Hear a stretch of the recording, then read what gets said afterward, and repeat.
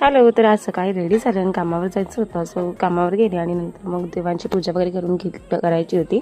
So हार बनवले मस्तपैकी आणि मग साईबाबांना सुद्धा व्हायला हार आणि पूजा करून घेतली. मग बारी लंच केला आणि नंतर मग आम्हाला पूलमध्ये जायचं होतं. सो पूलमध्ये गेलो आणि डॉली मॅडमचा बर्थडे होता. सो तो सेलिब्रेट करायचा होता, त्यामुळे परत एकदा रेडी होऊन आलो आणि तोपर्यंत मग निर्वेद आलाच होता. सो त्याच्यासोबत थोडंफार खेळले. त्याच्यानंतर मग गेले होते केक वर्ल्डमध्ये केक आणायला. तर केक सिलेक्ट केला होता आणि ऑलरेडी ऑर्डर देऊन ठेवला होता. सो तो घेऊन आले. त्याच्यानंतर मग डॉली मॅडम पण रेडी होऊन आल्या.